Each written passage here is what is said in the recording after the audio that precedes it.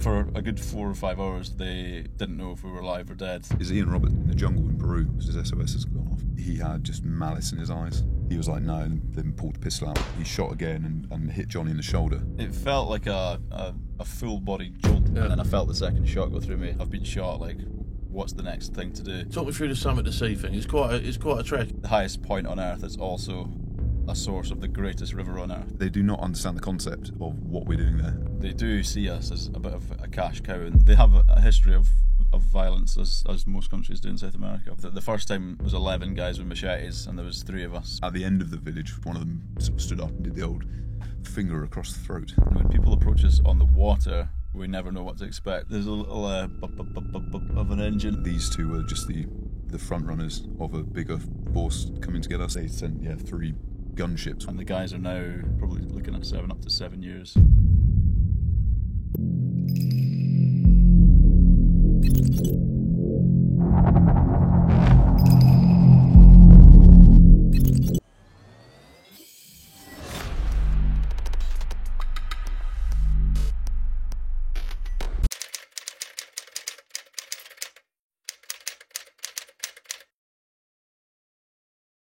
This week on a debrief, then, I've got 2 guests, and this is a first for us. So, John and Ian, both former Royal Marines. So let's get straight on with some dits, shall we? Right, happy to have you, fellas. Thanks Nice to very meet much. you. Good to see you. Right. So the way I normally do this, right, is I try and take you both back into your childhood a little bit, so we find out about little John and little Ian. Is that what you like to be known as? Is it John and Ian? Is that right? Little Ian's better. Little Ian. We like Little Ian. Just for the record, he's a lump.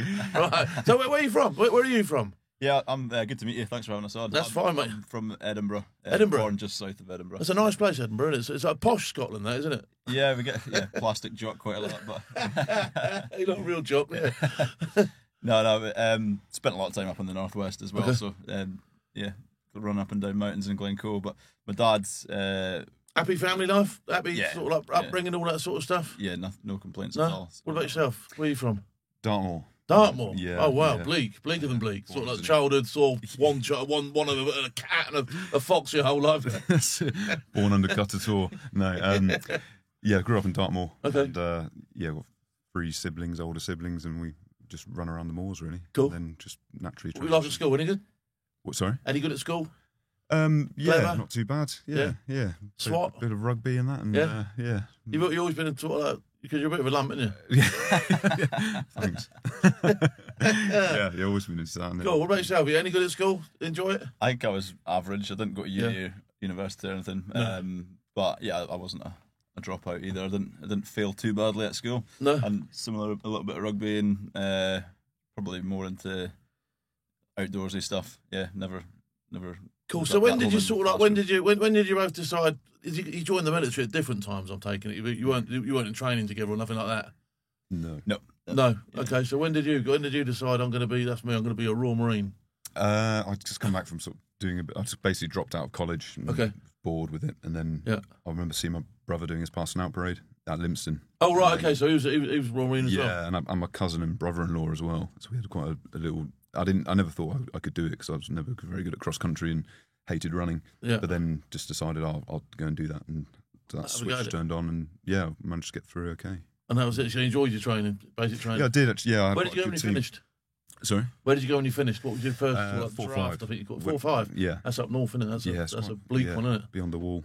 You meet fellas like this. Yeah. So what about yourself? What flicked your switch? What made you decide I'm going to be a royal?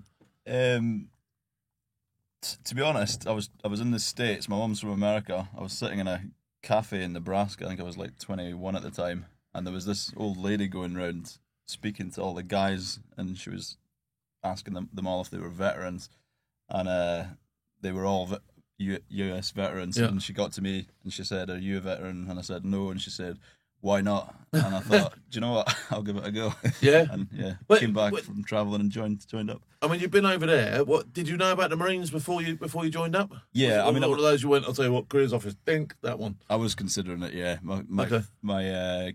good friend and neighbour Seb, his sister was married to a bootneck at the time, so I'd flirted with the idea quite a Okay. bit. Yeah, And so you did your bidding at Livingston. Where did you go when you first draft, or whatever they call it? Faslane. Faz Lane, okay. Is that 4-5 as well, or was That's that 4-3. It's 4? Oh, yeah. God, there's too many fours in this. I'm getting confused myself now. So that was is that the nuclear stuff? Is it looking after all that clobber? Yeah, escorting the subs in and out. And Any good? Boring? Nice job. to be honest, it was pretty boring. You got a bit of Gucci kit, didn't you? Yeah, Gucci kit, great gym, and a lot of time off to work on yourself. I guess. So, yeah, Happy days. lots of lads. Just, What you joined up for? Yeah, just getting massive. So tours, operational wise, where did you go? What did you do? Where did you go? So I was Faz Lane, Plymouth, Yeah. Indian Ocean, and then back to Faz Lane. So quite a UK-based career, to be honest. Okay, did was you after Iraq and Afghanistan? Right, Yeah, I joined in 2013, so Iraq was just You finished. forget about that. It's almost like anyone younger than me went to Afghanistan, as far as I'm concerned. Like, do you know what I mean? It's not like that anymore because it's like so many haven't. Like, do you know what I mean? What about yourself? Where did you go? I've never done the operational tour, but I went did more humanitarian stuff like Sierra Leone. And Yeah, no, I mean, that's stuff. And I think that was decent work, like, do you know what I mean? Some of that work, you know, it was proper. You know, did you get involved in those gales and the weather over in the Caribbean, wasn't it? yes, yeah, I can't remember what the name of that. I can't remember what it was, but yeah, it was we went good stuff, through wasn't it? Do you know what I mean? Because you're over Yeah. there doing your bits and pieces, didn't you? that. Yeah, it was really good. Yeah. So it's cool. So did you do a tour? Where did you go with your humanitarian stuff? Oh, I did the Caribbean and okay. and the Sierra What was Leone. that? I'll say that because I'm off to the Caribbean. I haven't mentioned it on here before, but I am off to the Caribbean for 5 weeks. I'll do the cruise liners. I'll keep them all happy on there, like, do you know what I mean? So I'm off down there for 5. I won't get the weather you had. That was minging, wasn't it? Yeah, well, Honking, I think you call it, wasn't Yeah. it? Harry Cold Pigs or whatever it is. yeah, Harry Von Ice Pigs. Harry Von Ice Pigs. That's it. yeah. No, it was after the hurricane had been through, and it was just destroyed. Just flat. Everything. So like yeah. your average. What do you remember what island it was? It's Tortola, and there was a bar that we I think were I'm trying going to there. help a guy I there. think we are going there. We had basically a ferry had been picked up and put on its head on top of this guy's bar, so Really? it's flat. Yeah, and we just thought, whoa. That's ridiculous, isn't it? Was there a fair amount of sort of like honkingness out there? Was there like that? Because I would imagine with that sort of stuff going on, there must have been a bit of death and all that sort of stuff. We didn't really see it, to be honest. No. We were mostly, because I was doing the landing craft side of things, so we were mostly just trying to help get their boats back in order so they could sort themselves out. So they needed to start fishing again and start feeding themselves and all that sort of stuff, and Exactly, get from A to B, which Yeah, must have been. yeah. Which must have been. What about yourself? Fast Lane. Tell me about Fast Lane. Because can you tell me about Fast Honestly, Lane? there's not much to tell. Is it not? It's a Because decent I've gym. seen them on the buses and that. You get coached around, don't you? Behind the old whatever you're doing, like, you know what I mean? Behind the wire, yeah. It is a draft where you've got so much time for the gym. The boating side of it was good. It was all small craft that we were driving, so you weren't stuck on a ship or anything. It was all Zodiacs and doing good drills, good training with that side of it. But the job itself was just working alongside the Navy, escorting subs. So we were very confined to what their job really, and it's more of a Navy base than a bootneck base, so you can't get away with the There's not so much stupidity to be had. exactly. Your runs ashore are curtailed, are they? yeah. But there was positives. Like there was a lot of time for gym. I ended up studying when I was in the Corps and doing some environmental stuff, so I had a lot of time for that as well on the side. So yeah, that's quite interesting. So how long did you both do? How long did you do in the end? I did 9 years altogether. Okay. 11 years. Oh wow. Okay. So you what made you think? So I'm going to pop smoke. I've had enough of this. What? Got a bit, to be honest, got a bit bored. Really? I know it sounds bad, but Yeah. sometimes the Marines, you sometimes just don't do anything, and you just kind of hungering. What's promotion like within the Marines? It's, So you're pretty much walking through treacle the whole time.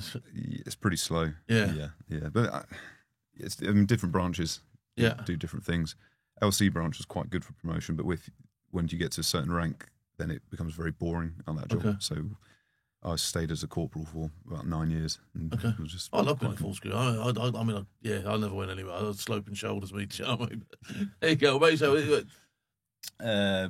I finished as a Lance Jack, so okay. stayed right at the bottom of the pile. And I think due to the lack of stuff going on, really was why I wanted to leave. I really wanted to go abroad and travel a lot. That's why I joined up. And I didn't get much. And you're of that. behind the fence in Scotland. And like a lot of that was my own fault, my own sort of decision making as a young Marine, not getting myself into the right places. But it did. Because some of the commandos, I think it's 4-2. They're all over the place all the time, aren't they?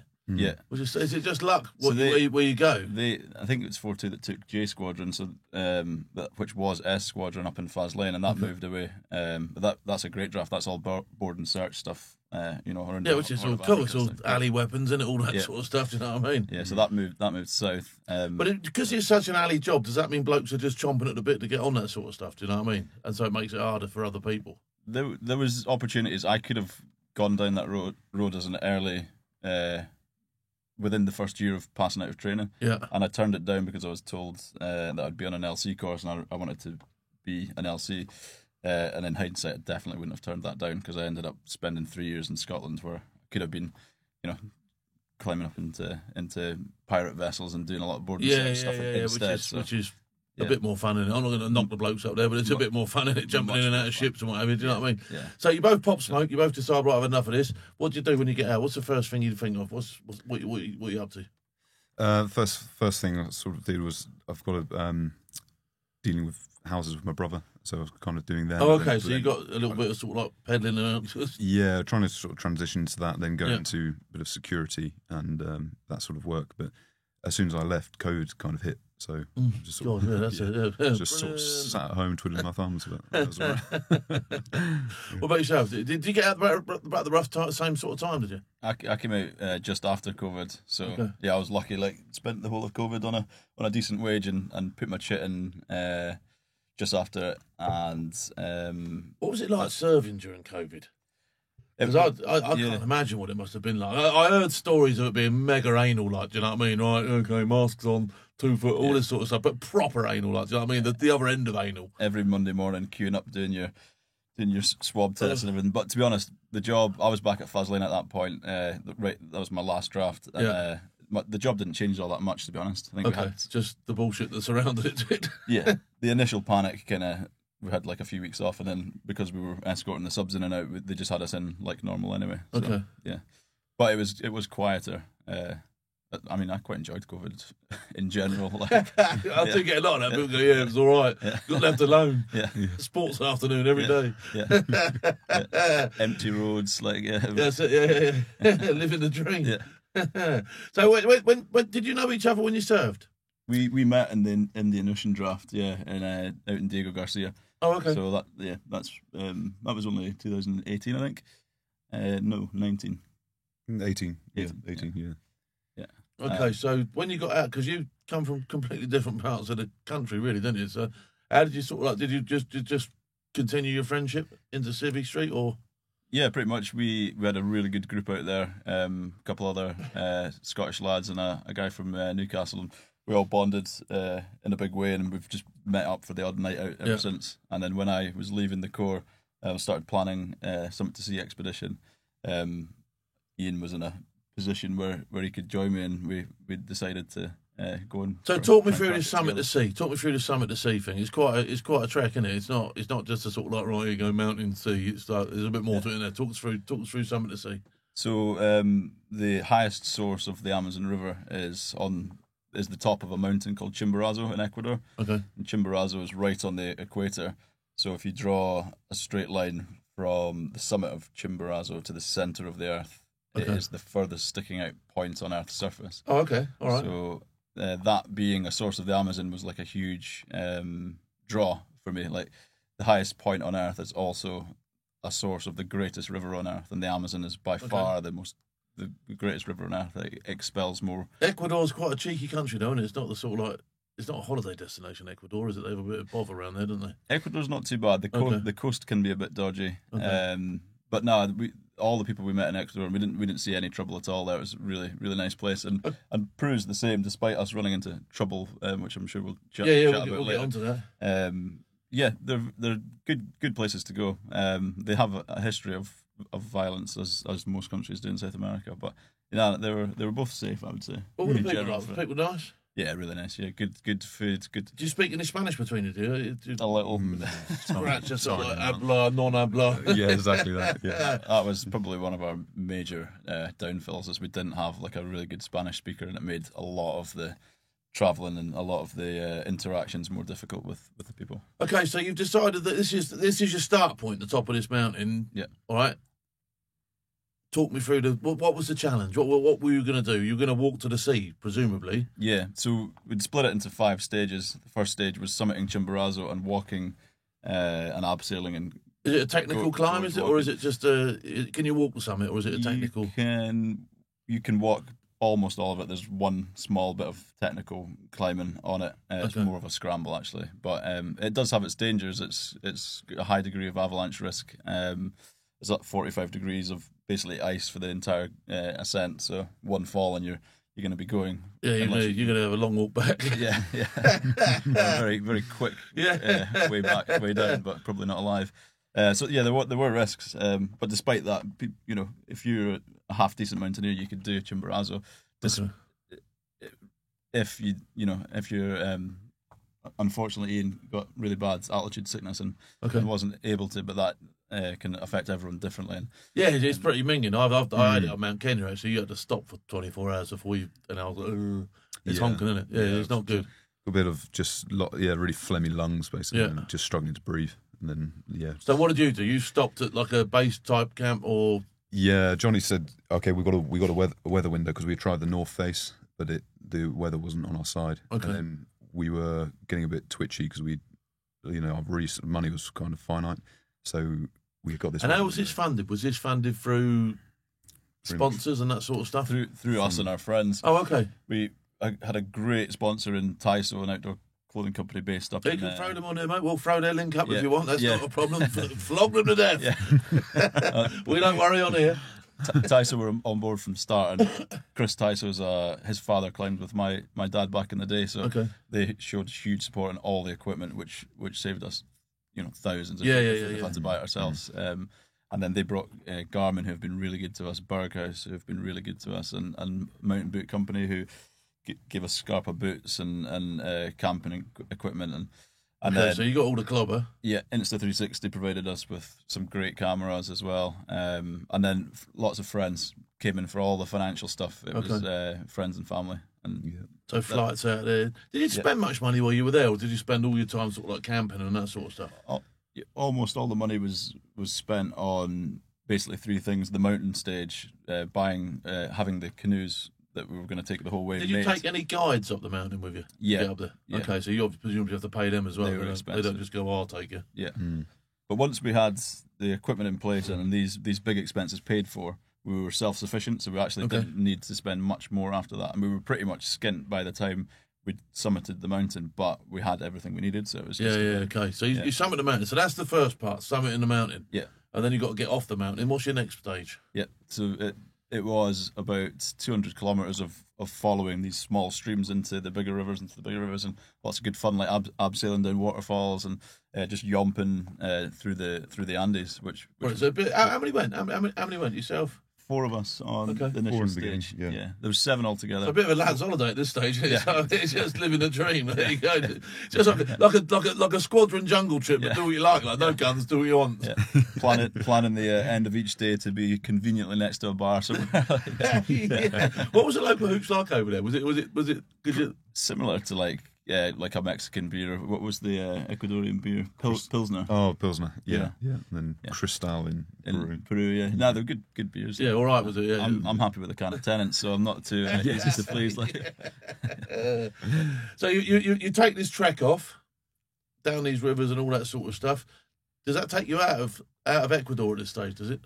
Nearly. You sort of come to the end of the foothills and there's sort of more white water, and then we got on the Pastaza River, and that's where it becomes really jungly. Is this where your canoes are? Where'd you get your canoes? A guy made them for us in Quito. A guy called Ivan. He's a bit like when you say made them, that sort of like worries me. You know what I mean? I like a nice plastic canoe nowadays. You know what I mean? That's easy day. Or even an inflatable one from Decathlon. Like, do you know what I mean? Yes. When you say some geezer made it, you know what I mean? Took his tractor apart and gave it a tire.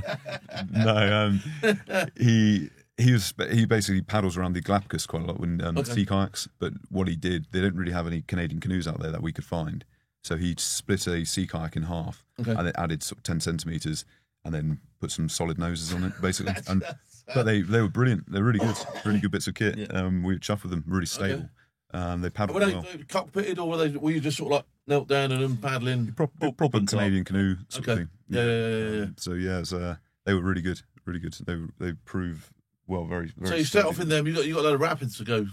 Yeah. So the canoes were delivered to us right at the end of the road. So we'd walked until the river was a charging white water, mental. So you picked the worst part, and then in you get. Yeah, we definitely couldn't put the canoes in there. So we met another guy who had a whitewater raft, and he took us. We went down on that until we reached flat water, and then the canoes.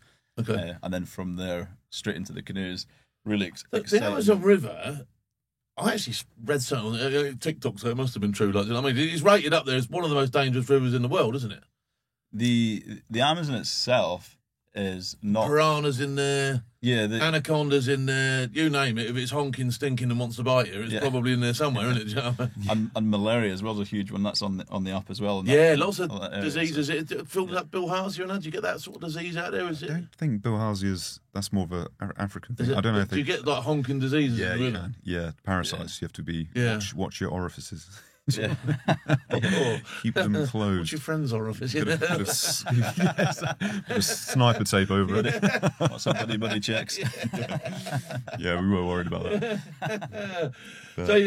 So, I mean, I'm painting a really nice picture of you sort of like canoeing down this thing, really nice. But actually, it's quite a dangerous thing to do, isn't it? It is, but surprisingly, loads of people ask us about piranhas and anacondas, and but we're essentially on the M25 of the jungle. Right. Okay. So it's just most of the wildlife doesn't want to be anywhere near humanity. They just they've gone. So caiman and I mean, the locals will talk about that. One of the guys was kind of like, there's like a 20-meter long anaconda that was spotted there 10 years ago, and you're like, oh, okay. Yeah, great. Was it that, or was it a log? Cheers for the joke. Yeah, so Did you get a photograph? But it was before phones. Yeah. Oh, was it? Right. How convenient. Can you not draw it? So, but actually, we would swim in the river every day because it's just so hot. We jump in. Was there lots of people in there? How wide's this river at this stage? Is it sort of like quite a wide river? Is it? When we got in the Pastaza, I guess it's about. I guess that was about 100 to 200 meters wide at that point, but it rapidly increased and proper flowing, like a proper. Yeah, it's a big muddy boil basically as it goes down. And it was weird because. What's the weather like down here? Is it sort of like it's hot?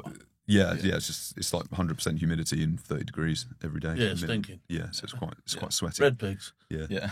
Yeah. Sweaty jock next to me, just like, this is crap, man. I'm not getting the heat. Oh. Yeah. So you're tooling down this river on the old canoeing away. Locals, plenty of people around, nice people. Yeah, it's quite.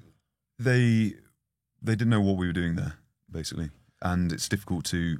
Our Spanish is terrible, and their Spanish is very like colloquial, so it's difficult to even if we do speak like proper Spanish to them, they could try and speak it back. But we're just staring competition. Yeah, it's like going speaking to a brummie. It's just you're like what's going on. And they just don't. They do not understand the concept of what we're doing there, and it is their territory. You're trying to explain to them, I'm trying to raise a bit of money here for people back home, and they go, Yeah, well, it's just you say like, "Oh, we're paddling to the ocean." None, more or less, I'd guarantee none of them have ever seen the ocean. In these villages, so they just do not understand. We're paddling the river. Why? Well, because we fancy it. We're like, actually, that's quite a question. Why are we doing this? Yeah. So okay. But no, they were a lot of them quite receptive and nice to us. But then the other side of that is because they thought we could be dangerous. We did get kidnapped a couple of times. I was going to say there must be quite a bit of mistrust around there of anything from the outside because they are so colloquial, aren't they? They're proper ingrained in what they do, and all of a sudden there's a mad jock and his oppo. Like that. It's true what you say. Like were you still 4 at this stage? We were 3 at that stage. So the 4 mountaineers for stage 1, 2 of them left. My brother Ben and Liam, a good friend of Ian's, who was our doctor. They left at the end of stage 1, and then Jake, a guy from New Hampshire, cowboy in the States and a good paddler, came out for stage 2, where we wanted his skills on when the river was more dangerous. Okay, so he negotiate you through the rapids and all that sort of stuff. Yep, yeah. And to be fair, he joined us just after the rapids when it was more of a winding sort of brown jolly snake, yeah. And he got as far as Iquitos with us, which is right into the middle of the Amazon basin, basically. So how does it? So he leaves there, right? How do you get out of there? I mean, you're in the middle of the Amazon basin. It's just, see you later, lads. I'll get the number 8. The number 8 gets me as far as. No, it's actually quite. As we crossed the border from Ecuador into Peru, there was no what do you call it, customs at all. So we went to see the military on each border, and they were just kind of like, yeah, crack on. And then we went to see the police and say, look, we need to get like a stamp and passports. So none of us had a stamp when we got to Iquitos. So me and Johnny were trying to work around that, almost hide a bit and deny. But Jake had to fly home. Yeah. So he went straight to the police station, basically got arrested, and then kicked out of the country. Right. So yeah. Whereas me and Johnny had to sneak up to not sneak, but we went up to the border in a different place up the River Napo. Took us like 5 days to go and get a stamp and the passport and just pretend we. Wow. So logistically, you're having a few nightmares with this now. Yeah, it's not as simple as just a pain in the ass. Paddle down the thing. Yeah. But we were confined by the route. We had to follow the flow of waters. There was no way to avoid that. Okay. And we were kind of hoping maybe somebody will just turn a blind eye and just give us a stamp in Iquitos. But when they want to be passers, they are passers, and they were passers at that point and sent us all the way back, and that was annoying. But it was what it was. So now you're down to 2 and you're in Peru. Yep. Yeah.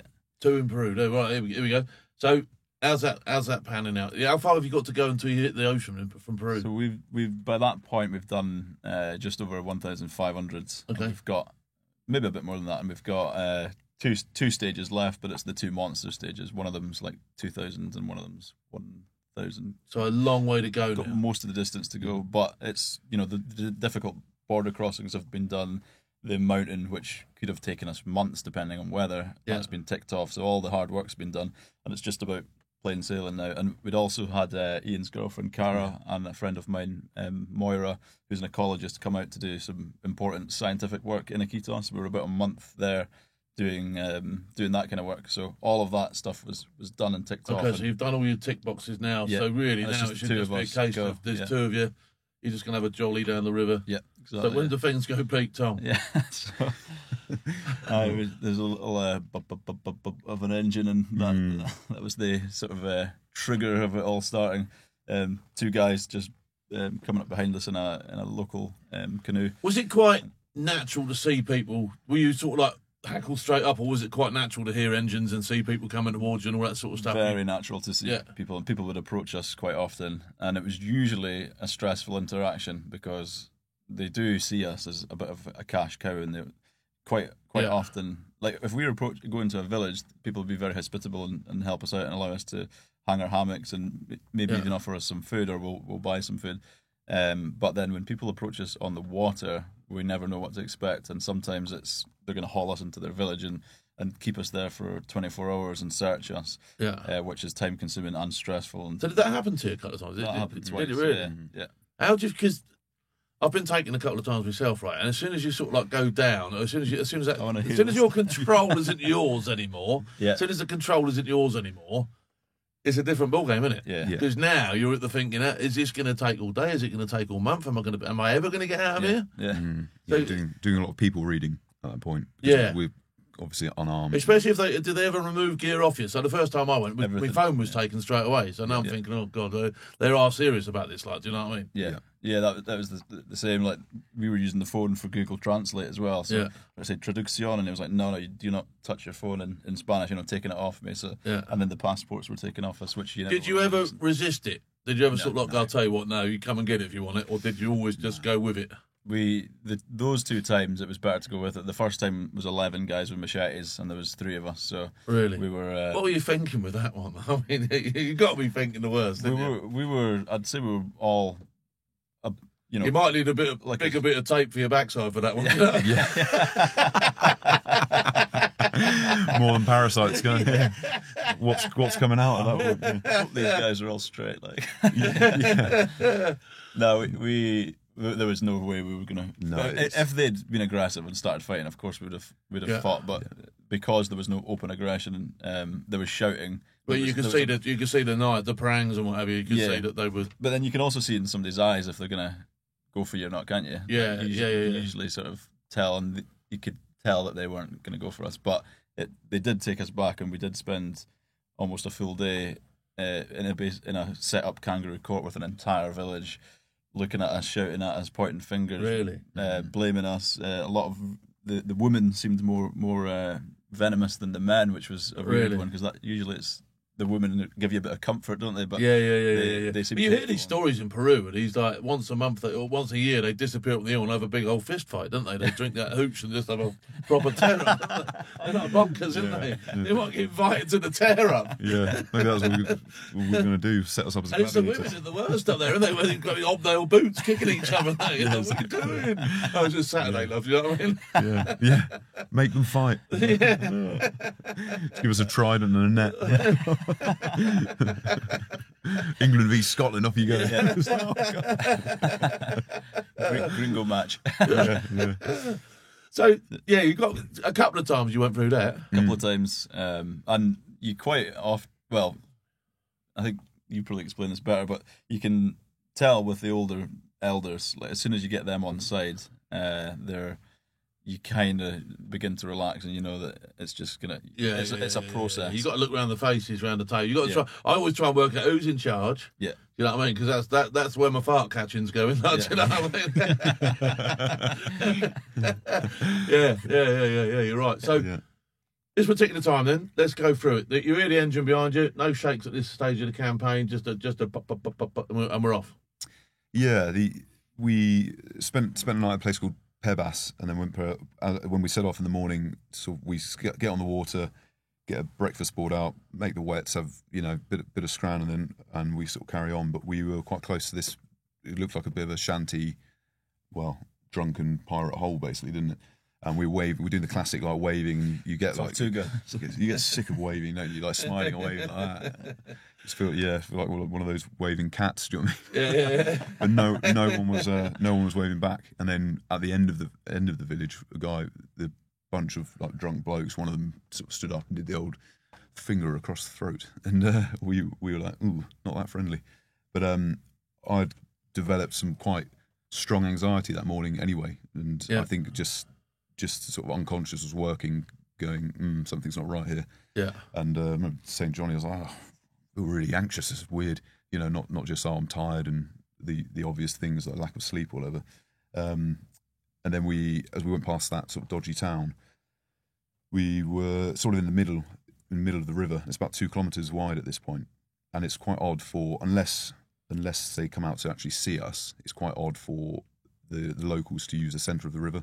In their peki sort of, they're not completely traditional canoes. They're not like dugouts. They're like an elongated rowing boat with a sort of strimmer-looking engine on the back. Yeah. I know all the old Chinese efforts. It looks like almost like a chainsaw. Yeah, exactly.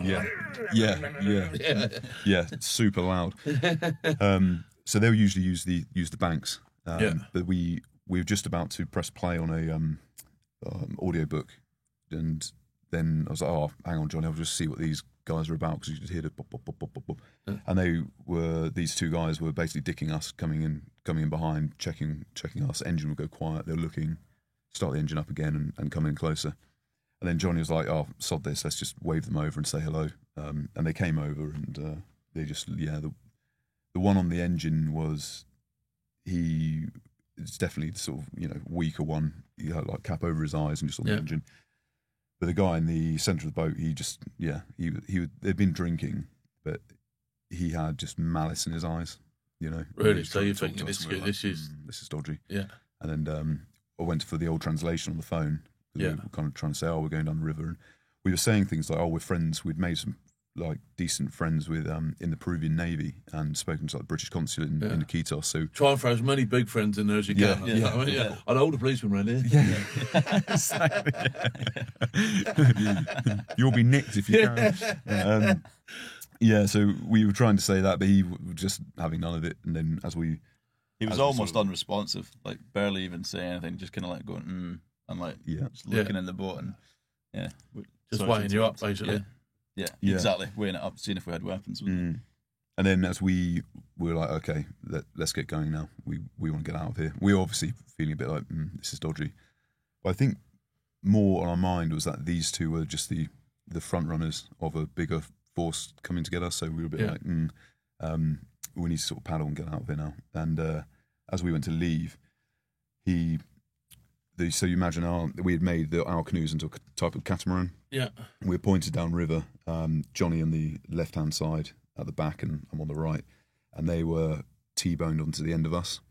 And he was basically gesturing us to go down a sort of side, one of the channels of around this island to the left, which is smaller. It's about 4 times bigger than the Thames, but it's still a smaller channel. Yeah. And not being the main flow. And then we were instantly like, this is definitely going off. And he grabbed the line behind Johnny, and that I think irritates.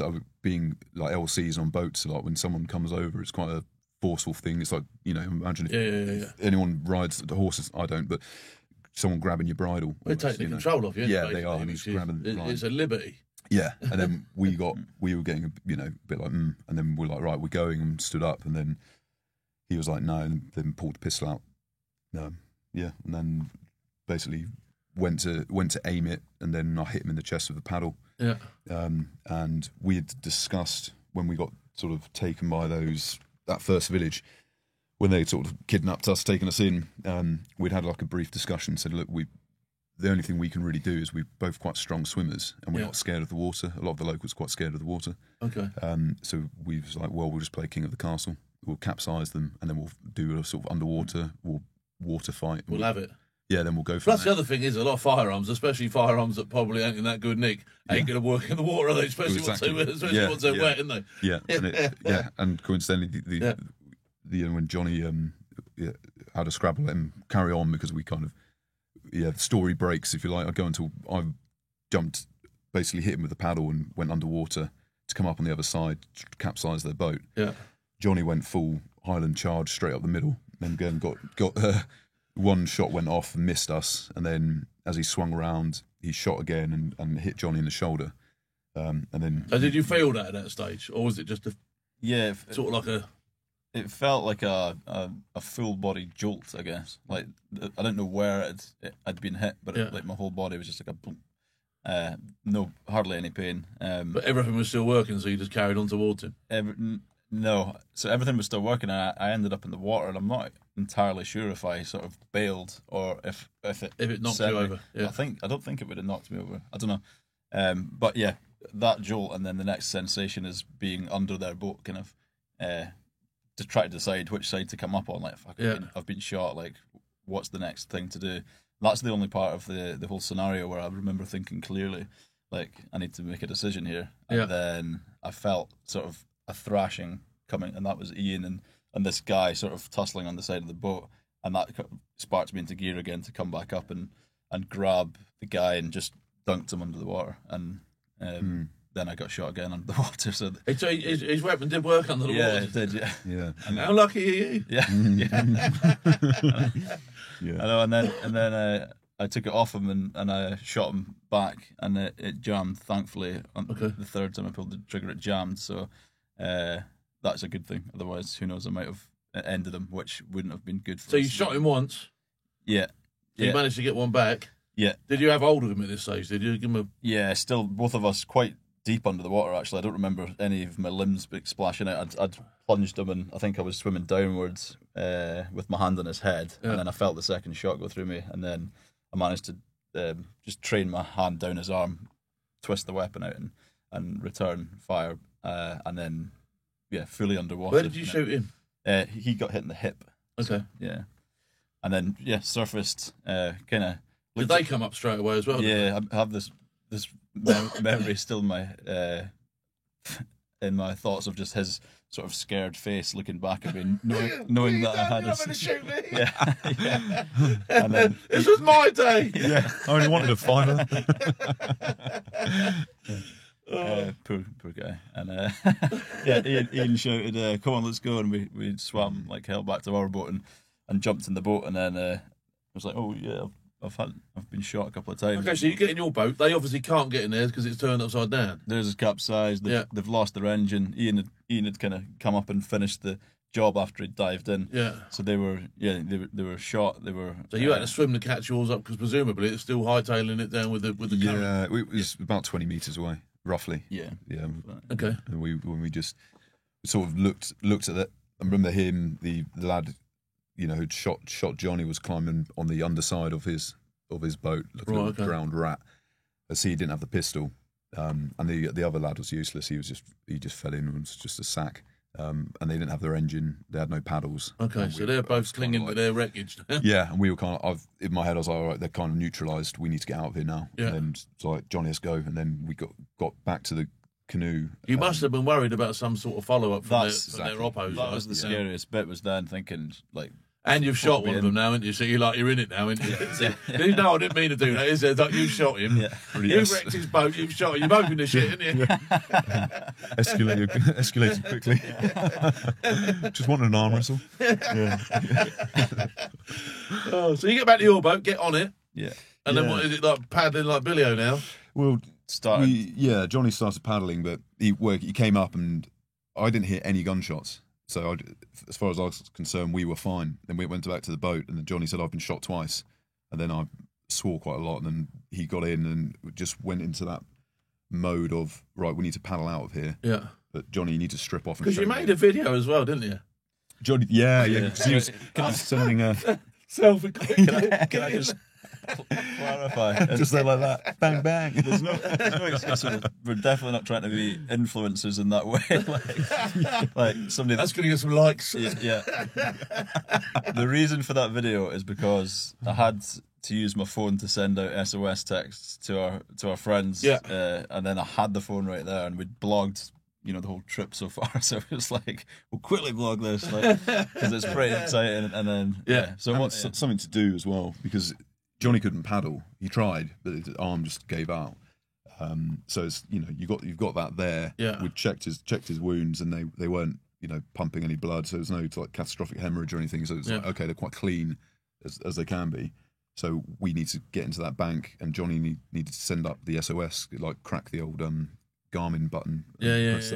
Great advert for Garmin, this one, isn't it? Oh, I know, yeah. But I will say that this actually is the best bit of kit I've ever owned. I think these watches are brilliant. This and see the link, fellas. See the link below. But the satellite device was like, it worked. You don't expect stuff like that to work, but it was instant. And then the emergency response team that they used were like liaising with our family back home, with our friends in Iquitos, with the Navy. We had huge support from the Peruvian and Brazilian Navy within 3 hours in a very remote part of the world. Like that bit of kit was brilliant. Rough on the family. I bet, because as soon as they see that, that's like, you've told them I'm in trouble, but presumably at that stage they just know you're in trouble. Well, they I think goes to their base in Texas, the SOS, and then my missus basically just got a call from a Yank going, is Ian Roberts in the jungle in Peru because his SOS has gone off, and she was like, heart sank, and then said, is John Barthengate's gone off as well? And then yes, and she was that's all right then. Yeah. At least they're both in it. Yeah. Oh, it's fine. Yeah, double or nothing. One of them's not trying to kill the other one. Yes. Just so bored of his dits. I'm a celebrity, get me out of it. Yeah. I hate your accent. Yeah. So, which was mega stressful for her, and she got in touch with Ben, John's older brother. So they were our 2 points of like emergency contact. Yeah. And they did a fantastic job of getting in touch with all the guys we knew in Iquitos. Okay. So it went basically from from us to America to the UK back to Iquitos, and then they sent 3 gunships, 1 Brazilian, 2 Peruvian.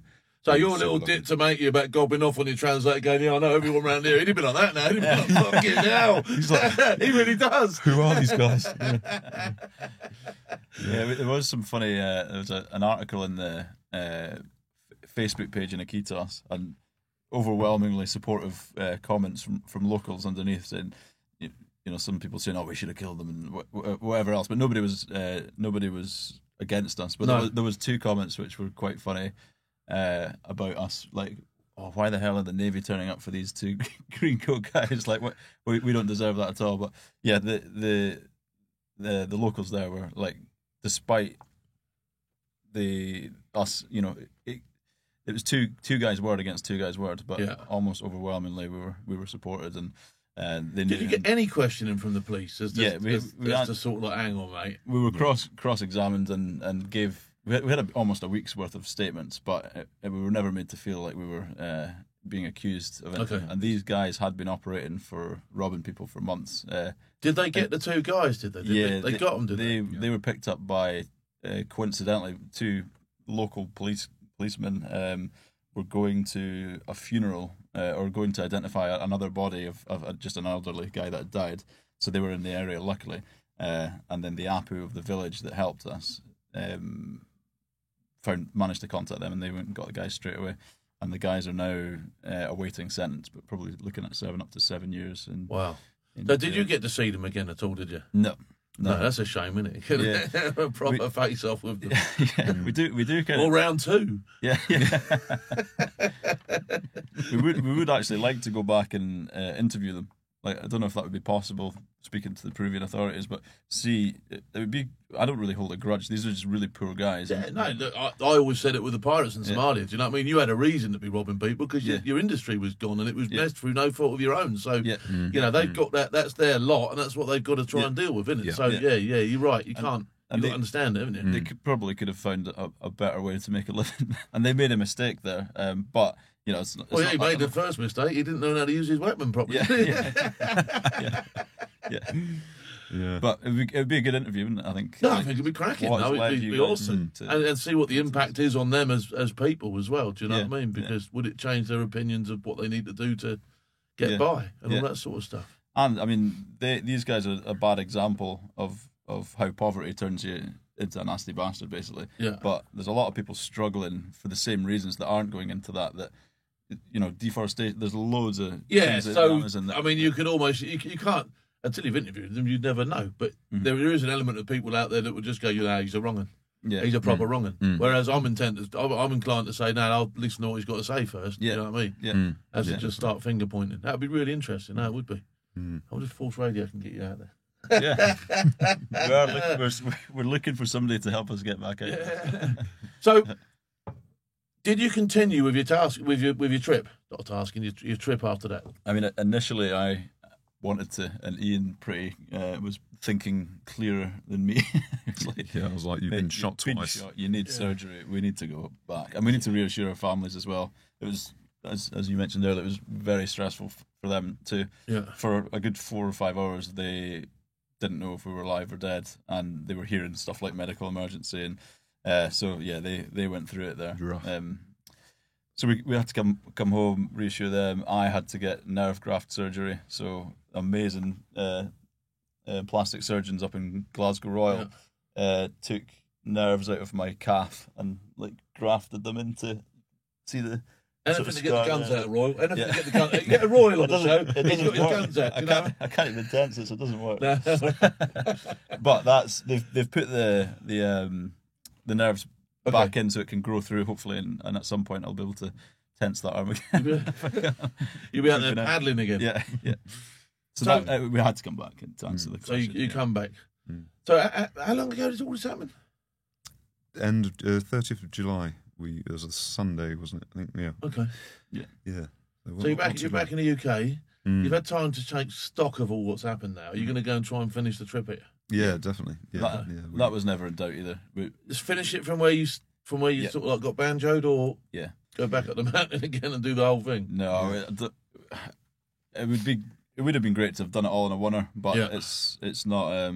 We're not like purists like that. We don't have the expedition rules don't state it has to be done that way. Okay. As long as we go back to the point where we were, we'd still have completed the journey. It's just a big gap here. Yeah. Understandably as well. To be fair, I'll give you that. Yeah.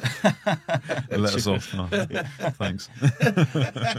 Secretly, you think you Probably run through bullet fighters. Been retreads, you know what I mean? Oh dear! Right, so so when are you planning to do this? When do you think you'll get this up and running? We're looking now at October. Okay. What's the weather like around there in October? Same all year round, really. Yeah, it'll be the end. Hot, stinking. Will be the end of the dry season. We'll be coming into, I think. Okay. For that part of the world. Yeah. So we'll go back then. How far have you got to go? You've still got a big lump of most of the distance. Yeah. 3,000 kilometres roughly of paddling. Is your boat still there? Yep. Boat's okay, so it's all still there. Someone's pugged it up in their house or something. Looked after it for you. Put it back on the tractor. We have brilliant friends in Iquitos in Peru, the British consulate, and another former Peruvian Navy guy, and another British expat out there are storing our equipment for us and being fixers, basically liaising with the Navy for us as well. So that's all. So next time you're going to have 3 gunships. Yeah, that's the plan. Geezers proper tooled up everywhere. We've got to get a HMG in the front of the canoe. So when you go back, presumably that would be your ideal chance to go and have a word with these 2 geezers in Nick. If you do it, they'll let you. I don't know. We hope so. How long do you reckon they'll get? What are they looking at? What's the sentence they're looking at? 7 years. These are young lads. I think 17 years old. So juvenile. And 7 years. Do you know what? You do almost get that feeling of, I'll tell you what, you were doing what you had to do. Yeah. And now you've got 7 years taken. It ain't going to be an easy nick out there, is it? No. Ain't going to be fun, is it? I mean, I know you've got a couple of holes in you and what have you, and you've had a tumble about, but 7 years in an absolute, you know what I mean? Hopefully it'll straighten him out. Like, he might come out of that and, You would hope so, wouldn't you? Yeah. You would hope it will turn their lives around for them, wouldn't you? Or will they meet, who knows? Or will they just, meet more people and discuss more ways of... Yeah. And next time he'll have learned how to shoot anyway. Yeah. But I think it's lucky they're juvenile, because if they're getting 7 years, which I think they'll probably be looking at about 20 otherwise in a very nasty prison. So, and they might be being clever as well. They probably don't have birth certificates, so they might actually be 20 years old and claiming to be juvenile. Who knows? But we've sort of thought that was the case, because they definitely looked older. But we'll hopefully do an interview with them, and then if we can, and John's dad, who the idea came from, David, he was talking about flirting with the idea of coming to the village where they helped us, and speak to the chief there, and do a bit of exchanging sort of gifts and that sort of thing. Yeah. Shake his hand, say thank you, and then set us off on our way. So that'd be quite a nice touch as well. Yeah, it would be. It would be nice. Yeah. So that's your immediate plans with this. Just talk to me quickly about the money you've been raising from this, and who you hope to help out. Yep. So three charities. One is RV1, who's been set up by another friend that we, former Royal Marine that we met out in Diego Garcia as well. Okay. It's a mental health charity. Basically, it's exercising together, which everybody needs that. Yeah. And the Royal Marines charity for obvious reasons. Yeah. And the last charity is Rainforest Concern, and they buy up areas of rainforest and protect them and give them back to the indigenous people to then manage. So really important. So they can hide more pirates and special with you. I'm joking. No, but it's a very, very important project because you're right. The felling of the lungs of our planet really is what's happening out there. So the more we can protect, the better. And Peter Bennett, the founder of that charity, has been really good to us and supportive of us as well. So we're going to continue to support them when we go back out. I think we're both sort of environmentalists at heart, so like that. No, and rightly so as well. When you go to these areas as well, it's nice to actually appreciate the beauty of these places and the importance of that beauty as well. It's not just it's a very nice looking place, but you're right, the lungs of the world, isn't it? Yeah. Which is important. Listen, go on. We were kind of discussing this last night very briefly, that there's so much undiscovered medicinal or other things within the rainforest which could be really important. Yeah. who knows like what we're missing out if you never know. I mean, there's areas there they reckon no one's ever been in, don't they? Do you know what I mean? In those places. So you're right. Stuff could come out of that, and that's an opportunity for more expeditions and more adventure as well. As long as those wildernesses there are we there, gives up this one. get back out there. Yeah. Listen, we are fans of what you do here. We would love you to come back if you do manage to get back down there and finish things off, especially if you get this interview, because that would be phenomenal. So we'd love to share your content and what have you.